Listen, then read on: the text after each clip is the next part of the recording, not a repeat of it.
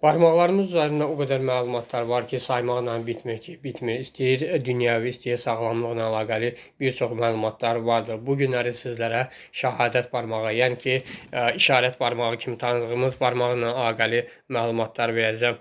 Bu barmaqda biz nələri görə bilirik? İlk olaraq ata ilə əlaqəli məsələləri, mistik, mənəvi, ezoterik, dini duyğuları və eyni zamanda liderlik əlamətlərini də gördüyümüz yer işarət barmağı, şəhadət barmağıdır. Bundan əlavə olaraq sağlamlıqla baxımda sağlam ağciyərdir, boğazdır, bronxlardır, tiroiddir və qalın bağırsaqdır və eyni zamanda qadınlarda qadın problemlərindən dolayı bir çox sorun sıxıntıları gördüyümüz yer də işarət barmağıdır, şəhadət barmağıdır.